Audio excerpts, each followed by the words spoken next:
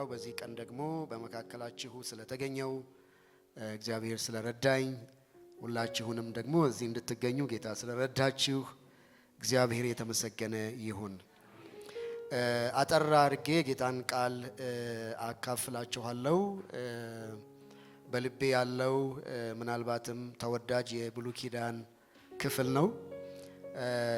ሰሞኑን በአንድ ሐሳብ እሱን እያሰብኩ ስላለው የነቢዩ ኤርሚያስን ትንቢት ከ29ኛው ምዕራፍ የተወሰኑ ቁጥሮችን ካነበብኩኝ በኋላ በልቤ ያለውን የእግዚአብሔርን ቃል አካፍላችኋለሁ። ሳነብ እንድታስቡት የምናገርበት ርዕስ እግዚአብሔር በተከላችሁ ስፍራ አፍሩ የሚል ነው። በተተከላችሁበት ስፍራ ወይም በተቀመጣችሁበት ስፍራ እናንተ እግዚአብሔር ባኖራችሁ ስፍራ ለሲዝንም ይሁን ለሕይወት ዘመንም ይሁን በክረምትም ይሁን በበጋ የሚበርድም ይሁን የሚሞቅ ለአጭር ጊዜም ይሁን ለረጅም ጊዜ እግዚአብሔር ባኖራችሁ ስፍራ አፍሩ በሚል ሐሳብ ነው የምንነጋገረው። እሱን እያሰባችሁ የእግዚአብሔርን ቃል ከ4ኛው ቁጥር እስከ 14 ያለውን በጌታ በኢየሱስ ክርስቶስ ስም አነባለሁኝ። እንደዚህ ይላል። የእስራኤል አምላክ የሰራዊት ጌታ እግዚአብሔር ከኢየሩሳሌም ወደ ባቢሎን ላስማረካቸው ምርኮኞች ሁሉ እንዲህ ይላል፣ ቤት ሰርታችሁ ተቀመጡ፣ አትክልትም ተክላችሁ ፍሬዋን ብሉ፣ ተጋቡ፣ ወንዶችና ሴቶች ልጆችንም ውለዱ፣ ወንዶችና ሴቶች ልጆቻችሁንም አጋቡ፣ እነርሱም ወንዶችንና ሴቶች ልጆችን ይውለዱ። ከዚያም ተባዙ፣ ጥቂቶችም አትሁኑ። በእርሷም ሰላም ሰላም ይሆንላችኋልና ወደ እርሷ ላስማረኳችሁ ከተማ ሰላምን ፈልጉ፣ ስለ እርሷም ወደ እግዚአብሔር ጸልዩ። የእስራኤል አምላክ የሰራዊት ጌታ እግዚአብሔር እንዲህ ይላልና በመካከላችሁ ያሉትን ነቢያቶቻችሁን ሟርተኞቻችሁ አያታሏችሁ፣ እናንተም የምታልሙትን ሕልም አትስሙ። በስሜ ሐሰተኛ ትንቢትን ይነግሯችኋልና እኔም አላኳቸውም። እግዚአብሔር እንዲህ ይላልና 70 ዓመት በባቢሎን በተፈጸመ ጊዜ እጎበኛችኋለሁ፣ ወደዚህም ስፍራ እመልሳችሁ ዘንድ መልካሚቱን ቃሌን እፈጽምላችኋለሁ። ለእናንተ የማስባትን ሐሳብ እኔ አውቃለሁ፣ ፍጻሜና ተስፋ ሰጣችሁ ዘንድ የሰላም ሐሳብ ነው እንጂ የክፉ ነገር አይደለም። እናንተም ትጠሩኛላችሁ፣ ሄዳችሁም ወደ እኔ ትጸልያላችሁ፣ እኔም እሰማችኋለሁ። እናንተም ትሹኛላችሁ፣ በፍጹም ልባችሁም ካሻችሁኝ ታገኙኛላችሁ፣ ከእናንተም ዘንድ እገኛለሁ ይላል እግዚአብሔር። ምርኳችሁን እመልሳለሁ፣ ከአሕዛብም ሁሉ ዘንድ እናንተን ካሳደዱበት ስፍራ ሁሉ እሰበስባችኋለሁ ይላል እግዚአብሔር። እናንተንም ለምርኮ ወዳፈለስኩበት ስፍራ እመልሳችኋለሁ። ይህ የእግዚአብሔር ቃል ነው። እንግዲህ ከዘፍጥረት 3 በኋላ ኃጢአት ወደ ምድር ከመጣ በኋላ የሰው ልጅ ካጣቸው ነገሮች አንዱ እርካታ ነው። ሰው እርካታ ስላጣ በተቀመጠበት ቦታ አይረካም። የያዘውን ይዞ ያልያዘውን ይፈልጋል። የደረሰበት ቀሎበት ላልደረሰበት ይጓጓል። አንዳንድ ጊዜ የተሻለ ከፊቱ ያለ ለምን ግብፅ ካልተመለስኩ ብሎ ደግሞ ትቶት የመጣውን ያለቀሰበትም ደግሞ የሚናፍቀው ጊዜ አለ። ለአጭር ጊዜም ይሆን ለረጅም ጊዜ በተለያየ ዘመን በተለያየ ወቅት በተለያዩ ሁኔታዎች ውስጥ እናልፋለን። ሕይወት መንገድ ናትና ከአንዱ ወደ አንዱ ሽግግር የማይቆም ስለሆነ በተለያዩ ስሜቶች፣ በተለያዩ አጋጣሚዎች፣ በተለያዩ ሂደቶች፣ በተለያዩ ወቅቶች ውስጥ እናልፋለን። አንዳንድ ጊዜ ደግሞ እነዚህ ወቅቶች አስቸጋሪ ይሆናሉ፣ የማይወደዱ ይሆናሉ፣ የማይመረጡ ይሆናሉ። ስለዚህ ያለንበት ቦታ ላይ ሆነን የተሻለ ነገር እንዲመጣ በመጮህ በማልቀስ በመጸለይ እግዚአብሔርን በመፈለግ አንዳንድ ጊዜም ደግሞ ቅድም ወንድማችንና እህታችን ሲያዘምሩ ይነግሩን እንደሆነ እንደነበረው ማመስገን የተሻለ ነገር እንዲመጣ የተሻለ መስሪያ ቤት፣ የተሻለ የሥራ አይነት፣ የተሻለ አይነት ኑሮ፣ የተሻለ አይነት አካባቢ፣ የተሻለ ነገር በመፈለግ እንጠመዳለን። ይህንን ማድረግ በራሱ መጥፎ አይደለም። የተሻለን መፈለግ እግዚአብሔር በውስጣችን ያኖረው ነገር ስለሆነ ማስተዳደር እስከቻለን ድረስ በራሱ ክፉ አይደለም። ነገር ግን በጣም ከሮ ያለንበት ስፍራ ላይ ያለውን መልካም ነገር እንዳናይ እግዚአብሔር በዛ ስፍራ በእኛ ሊያደርግ የወደደውን ነገር እስኪሸፍን ድረስ እግዚአብሔር ሆይ በዚህ ጊዜ፣ በዚህ ሰዓት፣ በዚህ ዘመን ለምን በዚህ ስፍራ፣ ለምን በዚህ ሁኔታ፣ ለምን አይነት በዚህ ወቅት አሳለፍከኝ ብለን መጠየቅ እስካንችል ድረስ ደግሞ የሚያደርግ ከሆነ ጉዳቱ ብዙ ነው።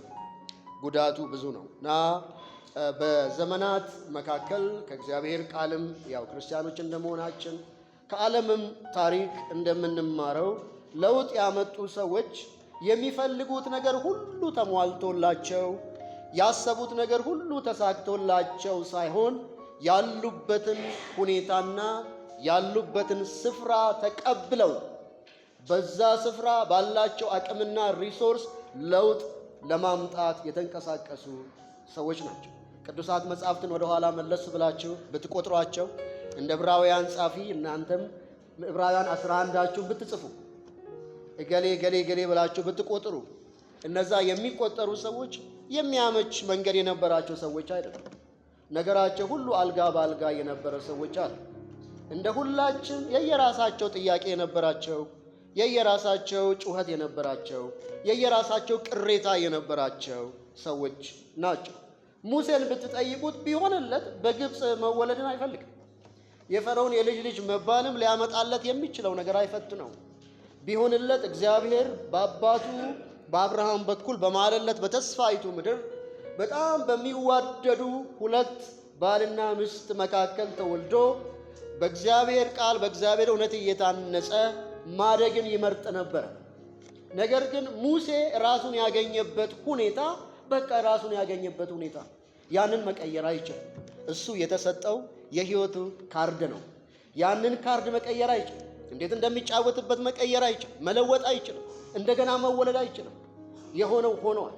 በሆነው ነገር ውስጥ እሱ ምርጫ አልነበረው ይሆናል፣ ፍላጎት አልነበረው ይሆናል። ግን ሙሴን ለውጥ አምጪ መሪ ያደረገው የተሰጠውን ካርድ በማማረር እግዚአብሔር ሆይ ለምን ይህንን ካርድ ሰጠኸኝ? ለምን ይህንን የህይወት እድል ሰጠኸኝ? ለምን ይህንን የህይወት አጋጣሚ ሰጠኸኝ? ለምን ብሎ ከማማረር ይልቅ እግዚአብሔር የሰጠውን ወይም ራሱን ያገኘበትን ተቀብሎ በዚያ እንዴት ለውጥ ማምጣት እንዳለበት በማሰቡ ምክንያት። ስለዚህ ዛሬም እኔ ለእናንተ ለእህት ወንድሞቼ ያለኝ ምክር ይሄ፣ ምናልባት አይናችሁን ጨፍኑና ስንቶቻችሁ አሁን ባላችሁበት ስፍራ፣ አሁን ባላችሁበት ስራ አይነት፣ አሁን በምትኖሩበት አካባቢ፣ አሁን ባላችሁ ብዙ ነገር ደስተኞች ናችሁ ብል እጅ የምታወጡ ትኖራላችሁ። አይ ብላችሁ ደግሞ ወደ ታችን የምትመለከቱ ትኖራላችሁ። ህይወት ለየቅል ናትና የምናልፍበት መንገድ የምናልፍበት ውጣ ውረድም እንደዛው ብዙ ነው። ነገር ግን እኛ ልንቀይረው የማንችለው ብዙ ነገር አለ። መስሪያ ቤት ትቀይሩ ይሆናል። ግን እዚህኛው መስሪያ ቤት እያላችሁ የጠላችሁት ነገር እንዳይገጥማችሁ ግን ማድረግ አትችሉም። በሚቀጥለው መስሪያ ቤት የሥራ ዘርፍ ትቀይሩ ይሆናል። አሁን ያላችሁበት የሥራ ዘርፍ ላይ ሆናችሁ ያጣችሁትን ደስታ፣ ያጣችሁትን ሰላም፣ ያጣችሁትን መልካም ነገር የሚቀጥለው ስራችሁ ውስጥ እንድታገኙት ግን ልታረጋግጡ አትችሉም። ነገር ግን የምንችለውን ነገር ልንገራችሁ። በእግዚአብሔር ጸጋ አሁን ባለንበት ቦታ፣ አሁን እግዚአብሔር ባስቀመጠን ስፍራ፣ አሁን ባለንበት ወቅት፣ አሁን ባለንበት ሲዝን የሰማይ አምላክ ልዑል እግዚአብሔር እንድናፈራ ዱዌል እንድናደርግ እርፍ እንድንል እንድንቀበለው እግዚአብሔር ለውጥን ያመጣል። ለእነዚህ ሰዎች እንዳነበብነው ቃል ክፍሉን እንመለከታለን። ተቀመጡ የዕድል ፋንታችሁ ነው አላለም እግዚአብሔር። እኔ አስባችኋለሁ ብለዋቸዋል። ጊዜው ሲደርስ እኔ አወጣችኋለሁ ብለዋቸዋል። እስከዛስ የሆነ ቀን እንወጣለን እያልክ ተንጠልጣይ ሆነህ አትኑር። ባለህበት አፍራ። ዱዌል ኢን ዘ ላንድ ያዝ። እዛ ቦታ ላይ መሬት ቆንጠጥ። መሆን የምትችለውን ነገር ሁሉ ሁን። እግዚአብሔር አምላክ ፍሬያማዎች እንድንሆን ስለሚፈልግ ማለት ነው። ጥቂት ስለ ክፍሉ ሁኔታ ብናገር እንደምታውቁት የነቢዩ ኤርምያስ አገልግሎት በኢየሩሳሌም ሆኖ አገልግሏል፣ ግብፅ ሆኖ አገልግሏል። ግን አብዛኛው አገልግሎቱ ጥቂት አገልግሎቱ ከምርኮ በፊት ነው። አብዛኛው አገልግሎቱ ግን ቢያንስ የመጀመሪያ ዙር ምርኮኞች ወደ ባቢሎን ከተወሰዱ በኋላ እንደሆነ እናውቃለን። አሁን ያነበብነው ክፍል ስፔሲፊካሊ የተጻፈው በምርኮ ተወስደው በባቢሎን ለነበሩ ምርኮኞች የተላከ መልእክት ስፔሲፊካሊ ለነሱ ነው የተጻፈው።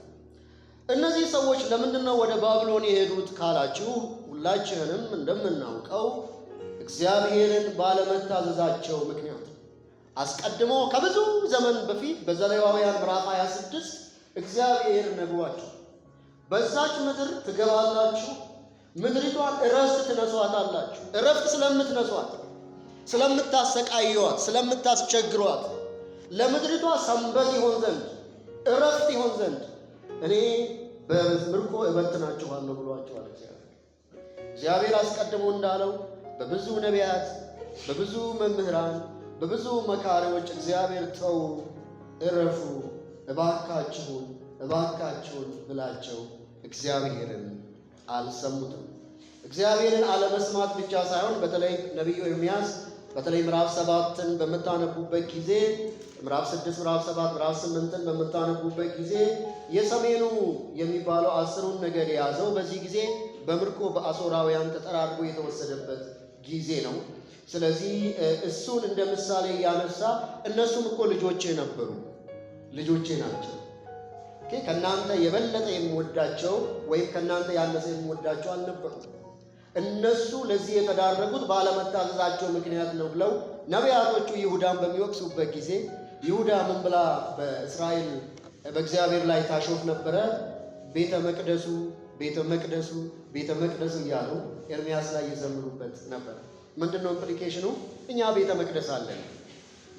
የሰሜኑ መንግስት የፈረሰው ሰማርያን መኖሪያው የማምለኪያ ስፍራው ስላደረገ ነው፣ ጣዖት ስላመለከ ነው።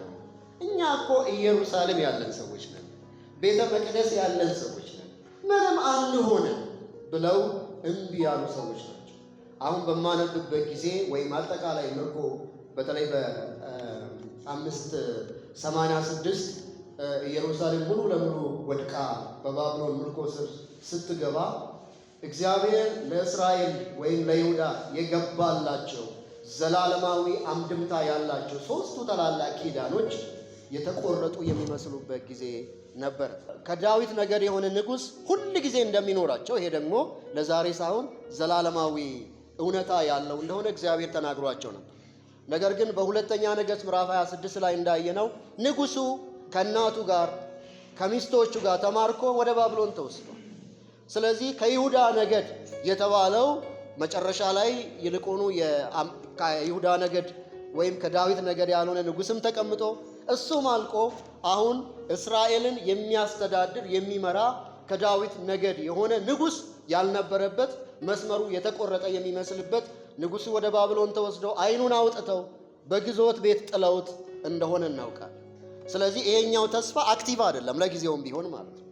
ሁለተኛ እግዚአብሔር በመካከላቸው ለመኖሩ ዋስትና እንዲሆን፣ ምልክት እንዲሆን፣ ሁል ጊዜ የእግዚአብሔር ማደሪያ ምልክት ይሆን ዘንድ ቤተ መቅደሱ ታቦቱ በመካከላቸው እንዲሆን እግዚአብሔር ቃል ገብቶላቸዋል።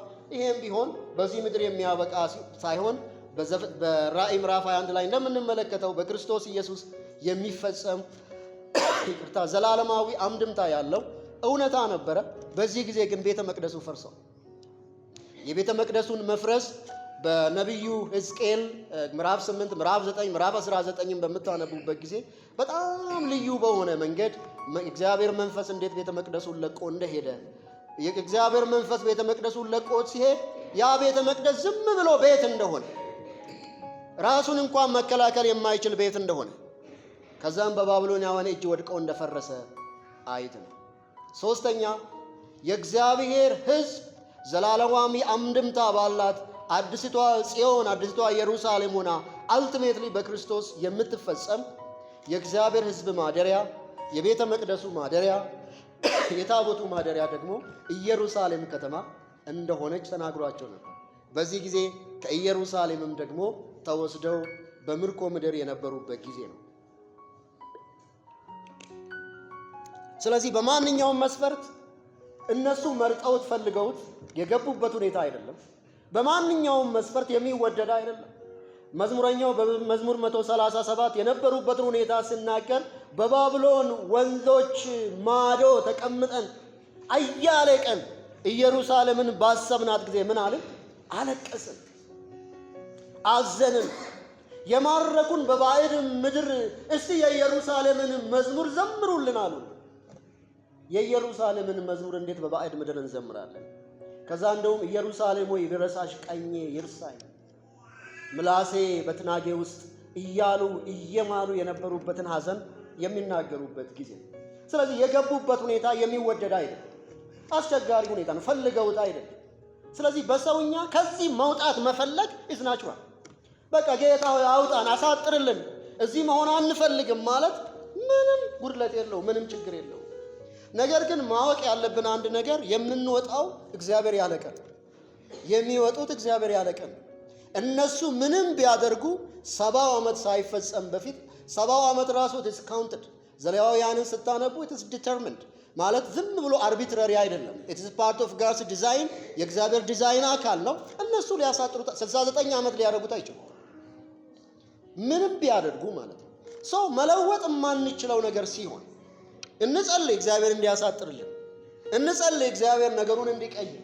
መቀየርም ማንችለው ሲሆንስ የግድ ማለፋችን እስካልቀረ በዛ ሁኔታ፣ የግድ መቆየታችን እስካልቀረ በዛ ሁኔታ፣ የግድ እዛ መስሪያ ቤት መስራትሽ ካልቀረ፣ የግድ ያን ሙያ ውስጥ መቆየት ካልቀረ፣ የግድ ያለንበት ሁኔታ በመንፈሳዊው እንግዲህ ለኔ ህይወት ሁሉ መንፈሳዊ ነው፣ ግን ለእናንተ ግልጽ እንደሆነ በመንፈሳዊውም ይሁን በሌሎች በምንቆጥራቸው ህይወቶቻችን ሁሉ ይሄን አንፈልገውም በምንለው መቆየታችን የግድ ከሆነ ግን ምን እናድርግ ነው ጥያቄ። እኛ ማንለውጠው ነገር ላይ ምን እናድርግ? ብዙ ሰው ጊዜው እየባከነ ነው። ብዙ ሰው ጸጋው እየባከነ ነው።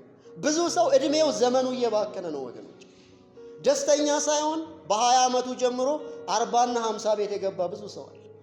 የሆነ ቀን የተሻለ ይመጣል እያለ ጊዜው ዘመኑ ያለቀበት ብዙ ነገር አለ።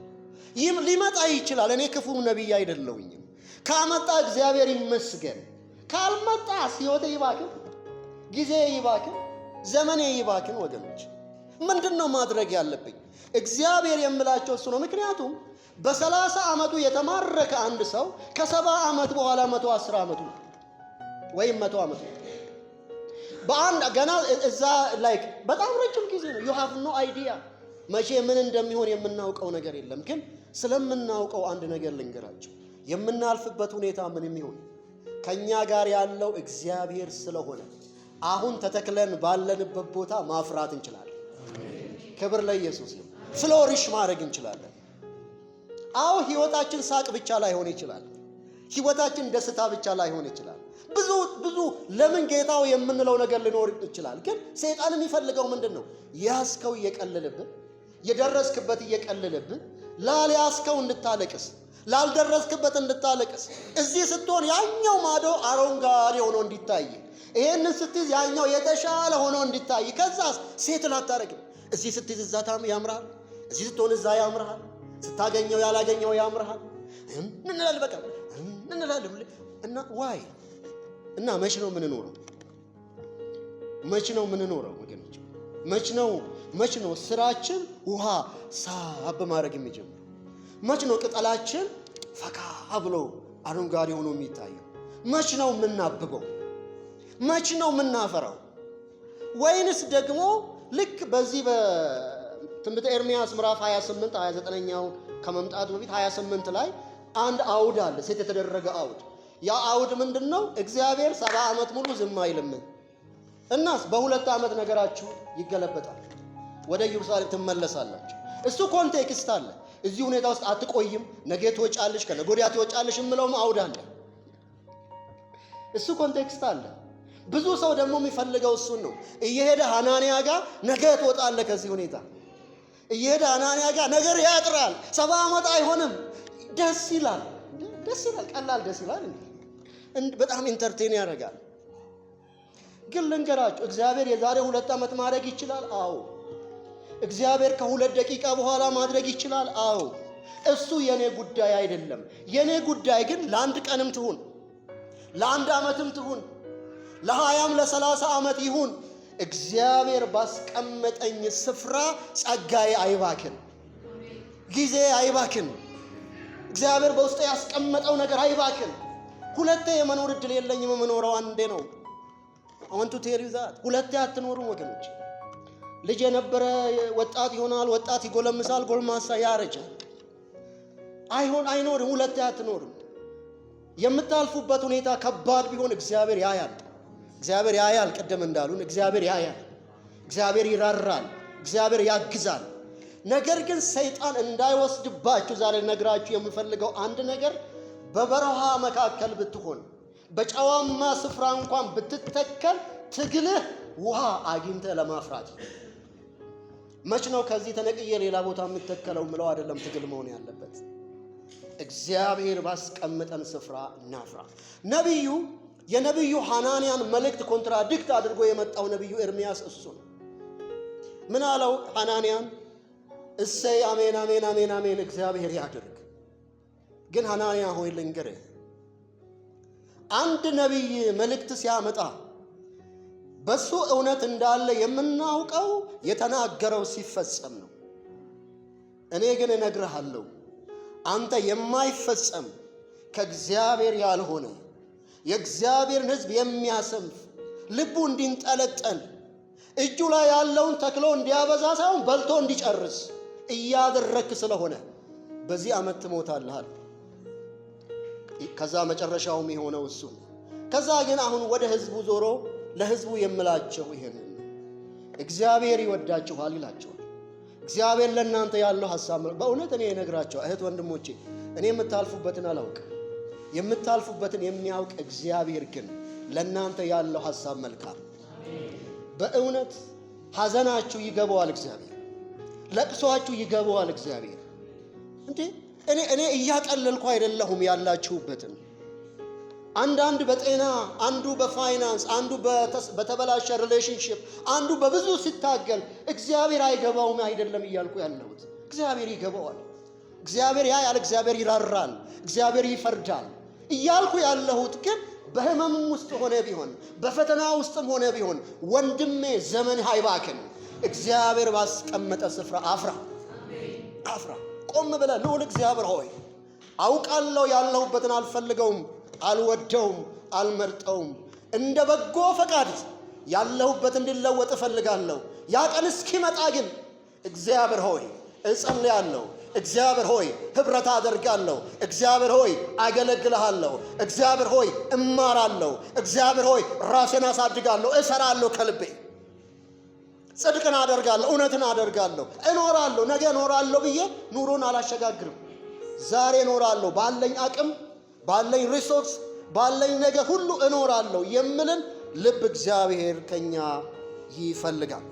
እነዚህ ነጥቦች ላንሳና ልቋጭ። ነቢዩ ለነዚህ ሰዎች እነዚህን 5 ነገሮችን ይነግራቸዋል። አንደኛው ቁጥር 4 ላይ የምንመለከተው ነው። በቁጥር 4 ላይ የምንመለከተው ምንድነው? ያላችሁበት ሁኔታ የምትወዱትም ባይሆን እዚህ ያመጣችሁ እግዚአብሔር ነው፣ ይሄን ወቁ ይላቸዋል። ያስማረካችሁ እግዚአብሔር ነው ይላቸዋል። ገብቷቸዋል? ነቡከደነጾር አይሎ በርትቶ አይደለም የማረካችሁ። እድለ ቢስ ሆናችሁ አይደለም። የ40 ቀን የ80 ቀን እድላችሁም ስለሆነ አይደለም። እዚህ ውስጥ ስለመግባታችሁ ሙሉ ኃላፊነቱ ያለው እናንተ ጋር ነው። ነገር ግን በእናንተ ስህተትም ቢሆን እዚህ ቦታ ላይ ያመጣችሁ ግን ማን ነው? እግዚአብሔር ነው። አልቲሜትሊ ብሉይ ኪዳን የሚነግረን እግዚአብሔር አምላክ ለምርኮ እንኳን አሳልፎ ሲሰጣቸው ሊበቀላቸው አይደለም ወገኖች፣ ሊያስተምራቸው ነው፣ ሊያዋርዳቸው ነው፣ ሊገስጻቸው ነው። እግዚአብሔር ወደሱ እንዲመለሱ እድልን ሊያመቻችላቸው ነው። ይሁን እንጂ ግን ቁጥር 4 ይሄንን ይላል። ምን ይላል ቁጥር 4? የእስራኤል አምላክ የሰራዊት ጌታ እግዚአብሔር ከኢየሩሳሌም ወደ ባቢሎን ምን ላላቸው? ላስማረካቸው። ሰው እግዚአብሔር ነው ያስማረካችሁ፣ እግዚአብሔር ነው ወደዚህ የላካችሁ። አያችሁ፣ አንዳንድ ሰው እንደ ዮሴፍ ራሱ ይገባዋል። ዮሴፍ በወንድሞቹ ተሸጦ የሄደ ሰው ነው። ነገር ግን ወንድሞቹ አባታቸው ከሞተ በኋላ እንደውም ድራማ ማለት የህንድ ፊልም ፈጥረው ብዙ ጊዜ ድሮ የህንድ ፊልም የምንለው ነገር አለ። ይህን ማለት ታሪኩ ብዙ ሎጂካሊ ኮኔክት ስለማያደርግልን ማለት ነው፣ ቢያንስ በእኛ ባህል እና የህንድ ፊልም የሚመስል ነገር ፈጥረው ምን ብለው አሉት? አባታችን እኮ በሕይወት እያለ ምናልባት ዮሴፍ ሊበቀላችሁ ይፈልግ ይሆናል። ስለዚህ እባክህ ልጄ ዮሴፍ ሆይ ወንድሞች ያደረጉትን የበደሉህን ስለሸጡህ ሊገሉ ስለነበረ ይቅር በላቸው ብለዋል ብለው መልእክት ይዞለት ሄዱ ማለት ነው። ከዛ ዮሴፍ ኦፍ ኮርስ በቀሌኔ አይደለም አለና ግን ምን አትበሉ አለ? አትዘኑ።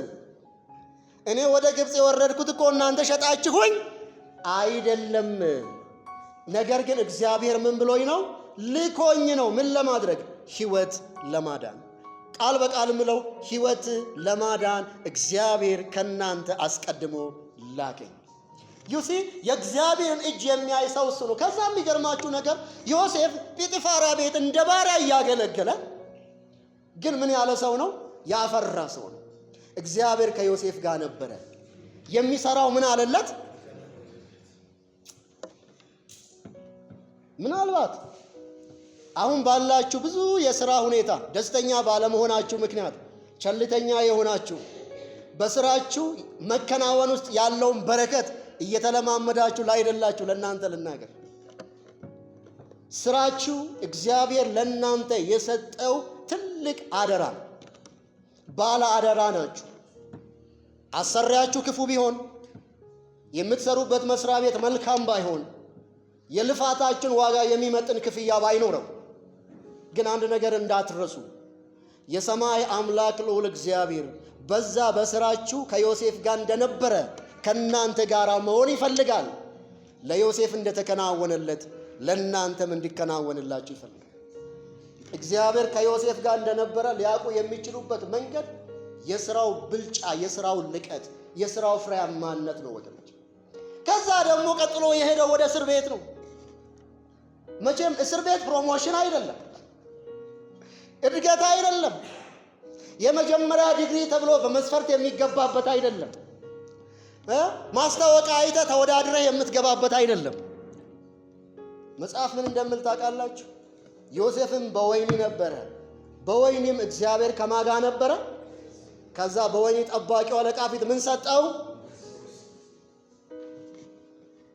አየ በጲጢፋራ ቤትና በወህኒ ያልተለማመድከውን እግዚአብሔርን እሱ አውጥቶ የሾመህ ቀን ልትለማመደው አትችልም።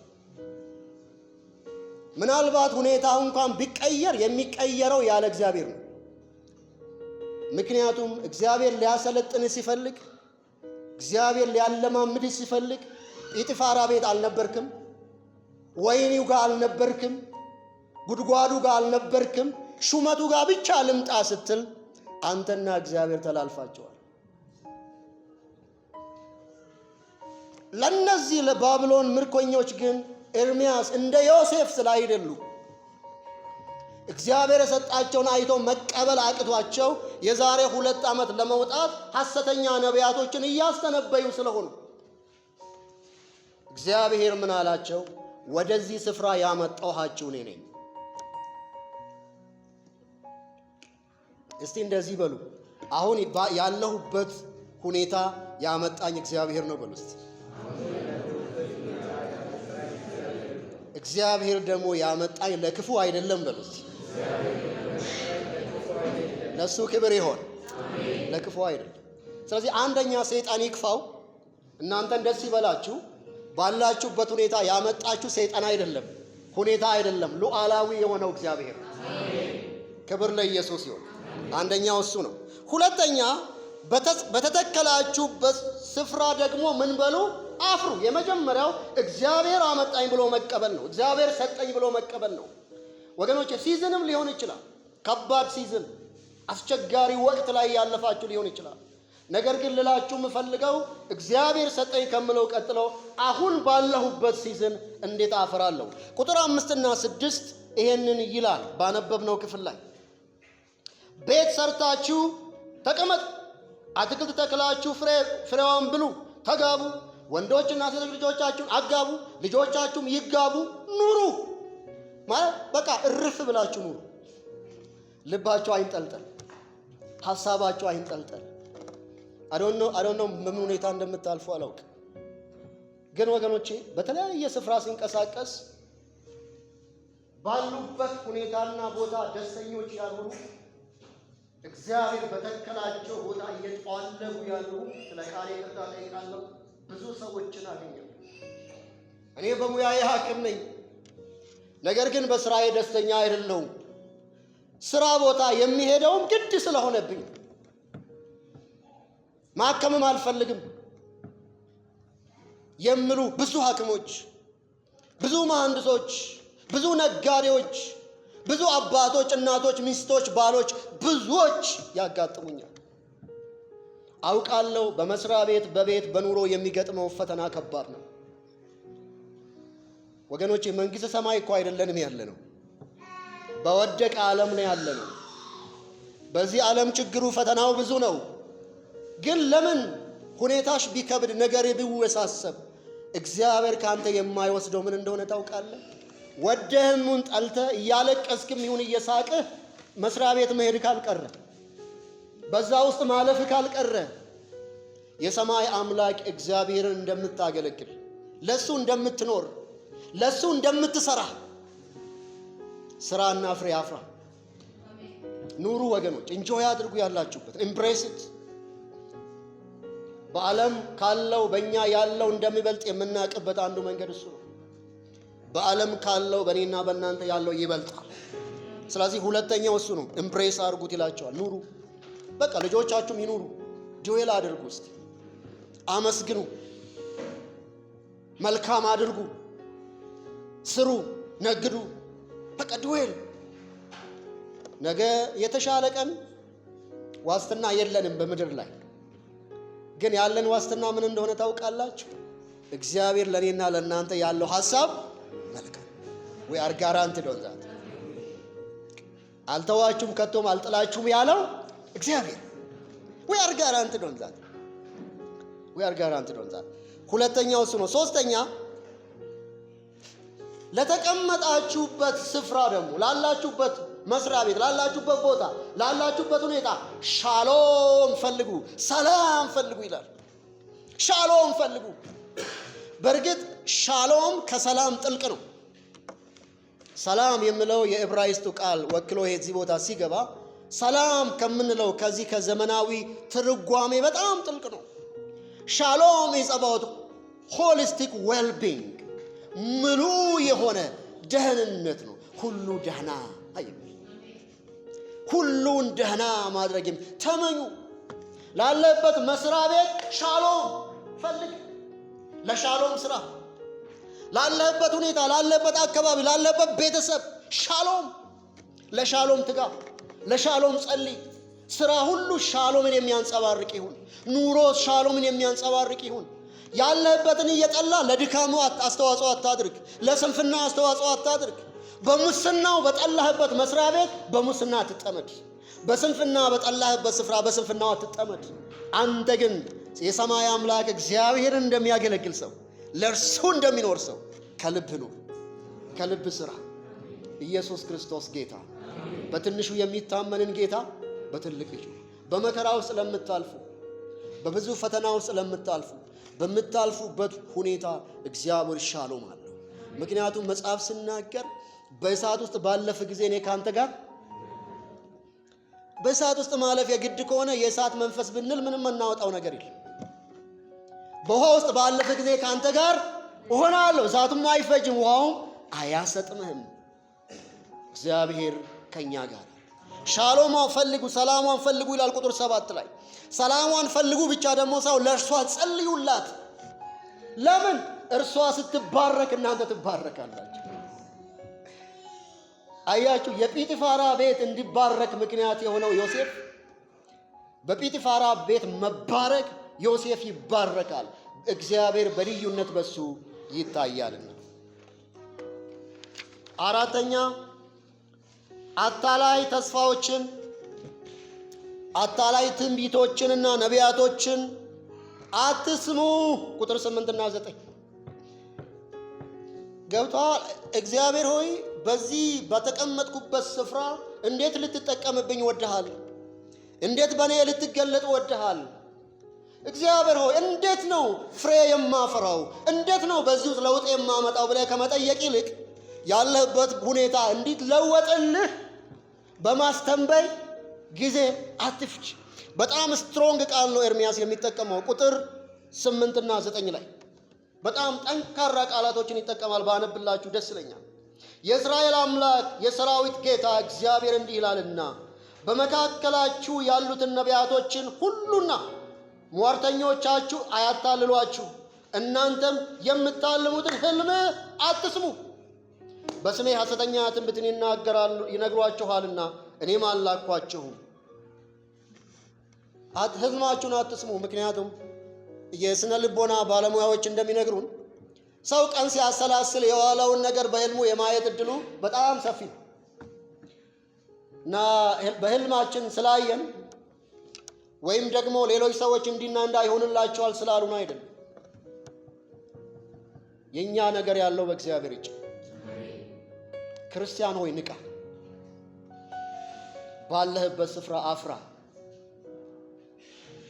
አትስሙ። የሐሰት ተስፋዎችን አትስሙ ወገኖች። ስንት ተስፈኛ አለ በእግዚአብሔር ቤት ውስጥ። እግዚአብሔር በምድራዊ ነገር ባርክሃለሁ ብሎኛል ይላል፣ ግን አይማርም፣ አይሰራም። እና እግዚአብሔር ምንድን ነው ቤቲንግ ተጫውቶ ነው የሚሰጥህ? ወይስ እግዚአብሔር ገንዘብ አድርጎ ከሰማይ ያዘንባል? የእግዚአብሔርን ባህሪ ማወቅ አለብን። እግዚአብሔር የሚሰጠው ዘር ነው። ሌላ ሰው ዘርቶ ያለማውን ነገር እግዚአብሔር ቀምቶ ለሌላ ሰነፍ አይሰጥም። ተማሩ። መማር ያለባቸው ሰዎች ስሩ፣ ነግዱ። ወገኖቼ ሆይ ትጉ። የእግዚአብሔር ቤት የትጓን ቤት ናት። ክርስቲያኖች ከፍታን መያዝ ካለባቸው፣ ለውጥ ማምጣት ካለባቸው ትጋት ነው መንገድ። ዝም ብሎ ተስፈኝነት አይደለም። ልቤ እንዴት እንደሚያዝን ልነግራቸው አልችልም። ስንት አእምሮ ያለው ወጣት ተሰብስቦ የጫማ ቁጥሩ የወገብ ቁጥሩ ስነገረው ስል ውሎ ወደ ቤቱ ሲመለስ፣ ከዛ ደግሞ ጥቂቶቻችን ለፍተን ያመጣውን እንጀራ ይሻማናል ማለት ነው። ስራ፣ ትጋ። አንተ እኮ ኢየሱስ በውስጥ ያለ እግዚአብሔር አእምሮን የባረከልህ ቅድም እንዳጠና ነው የእግዚአብሔር ቃል አዲስ ፍጥረት አድርጎ እግዚአብሔር የሰራ መንፈስ ቅዱስ በውስጥ ያደረ ሰው ነው። አእምሮ የታደሰልህ ሰው ነው። ስማ፣ የተፈጠረ ስራን የምታሳድድ ብቻ ሳይሆን ስራን መፍጠር የምችል አቅም ውስጥ ያለ ሰው ነህ አንተ። ስራ። አየህ፣ ክርስቲያን ምቹ ሁኔታ አይፈልግም፣ ምቹ ሁኔታን ይፈጥራለች። ምቹ ሁኔታን ይፈጥራል ወገኖች። ክርስቲያን በጨለማ ውስጥ ብርሃን የማየት አት ኤንድ ኦፍ ዘ ታነል ብርሃን የማየት አቅም አለው። በፈረሰ ቅጥር ውስጥ የተገነባን ማየት የሚችል አቅም አለው። ክርስትና እኮ እሱ ነው ወገኖች። አይቶ መራመድ፣ ከነህምያ መንፈስ መማር። ዝም ብለህ ቅጥሩን እየዞርክ ይገነባል ብትል አይገነባም። ቅጥሩ ይገነባል አይገነባም? ይገነባል። ምን ስታደርግ? አቤት ስትሰራ። ለምን? እግዚአብሔር ምትሃተኛ ስላይደለ፣ ስለማይችል አይደለም። እግዚአብሔር አሰራሩ እንደሱ ስለሆነ ነው። ስለዚህ ዝም በሚል ተስፋ አትያዙ። በሐሰት ትንቢቶች አትያዙ። በሐሰት ምክሮች አትያዙ። በምኞት ዓለም አትኑሩ። እግዚአብሔር በሰጠ ነገር ነግድ። አየህ፣ ክርስቲያን አንድ እንቁላል ሲያይ እንደዚህ ሳንዱች አይደለም የሚታየው፣ ጫጩት ነው የሚታየው ውስጧ። አሜን ትላላችሁ? ምክንያቱም እኛ ኮንሱመር ማይንድ ሴት አይደለም ያለን። የኮንሱመርስ ማይንድ ሴት የለንም እኛ የፕሮዲውሰርስ ማይንድ ሴት ነው ያለን። ምክንያቱም ገና ከውርቀት በፊት ራሱ ብዙ ተባዙ አባዙ ነው የኛ ትእዛዝ። ብሉ፣ ጨምድዱ፣ ጨፍልቁ፣ ምናምን ጨርግዱ አይደለም ለኛ የተሰጠን። ኢየሱስ ጌታ ዶይት። በእውነት እኔ እንግዲህ ውስጥ ያለውን ቅናት እግዚአብሔር እናንተ ውስጥ እንዲያጋባባችሁ ምኞት ነው። የራሴን ህይወት እንኳን ሳይ ብዙ ዘመን ባለውበት ሁኔታ እያማረርኩና እያለቀስኩ አሳልፌያለሁ። ይቆጨኛል። በእውነት ይቆጨኛል። ላይለወጥ ነገር የምር እውነቴን። እግዚአብሔር መልካም ነው፣ ከምትችሉት በላይ ትፈተኑ ዘንድ እግዚአብሔር አይፈቅድም ይላል አይደለ እንዴ? ግን ደግሞ እየተፈተንን እያለን እንድናፈራ የእግዚአብሔር ፈቃድ። የመጨረሻው በዚህ ሁሉ ውስጥ እግዚአብሔር ላንተ ላንቺ ያለውን እቅድ አትርሳ። እግዚአብሔር ለኛ ያለው እቅድ ምንድነው? ከቁጥር 11 ጀምሮ መልካም ነው፣ ፍጻሜ ያለው ነው፣ ተስፋ ያለው ነው። ምንድነው ያለ ተስፋ? በዚህ ውስጥ ስታልፍ ማለት ነው ስትፈልገው እግዚአብሔር ይገኝልሃል። ስትጠራው እግዚአብሔር ይሰማሃል። ብቻህን አይደለም፣ ብቻህን አይደለም። እየተሰበሰብን የምንቆዝም የምናለቅስ ምናምን ከዛ ያው ለብዙ ዘመናት ብዙ ሰው ህይወቱን መንፈሳዊና ስጋዊ ብሎም ስለለየ ከዚህ በፊት እዚህ መድረክ ስለተናገርኩ ቸርች የሚመጣው ስራማ ሄደውን ክርስትና ነግሬያቸዋለሁ አይደል? እንግዶች የሆናችሁ ካልሆናችሁ በስተቀር አንዱ የዘመናችን ችግር ክርስትና ቸርች ይመጣል እንጂ ስራ ቦታ አይሄድም ተባብለናል። ከእሁድ እሁድ ክርስቲያኖች ወደ ስራችን ስንሄድ ግን ለስጋዊ ህይወቴ ደግሞ ለስጋዊ ነፍሴ ደግሞ ለስጋዊ ምን ደግሞ ብለን ነው የምንሄደው። ስለዚህ ለምድሪቷ አለመባረክ እግዚአብሔር ለምድሪቷ ለሚያመጣው ሻሎም ትልቁ እንቅፋቶች ክርስቲያኖች ናቸው። መልካም ስፍራን ከመፍጠር ይልቅ ባልተፈጠረው መልካም ስፍራ እያማረሩ እነሱም ለችግሩ አስተዋጽኦ እያደረጉ ይሄዳሉ። ዳኛው በፍትህ ወንበር ላይ ፍትህን ያዛባል። ሐኪሙ እግዚአብሔር በሰጠው እድል በጽድቅና በእውነት አያክምም። መምህሩ በጽድቅና በእውነት አያስተምርም። ነጋዴው በጽድቅና በእውነት አይነግድም። ምክንያቱም እኛንም ይመስላል እንደትም ሰርተን አስራቷን መባዋን ካመጣን እሱ ነው የሚመስለን ክርስትና ብለን ተነጋግረናል። አይደለም።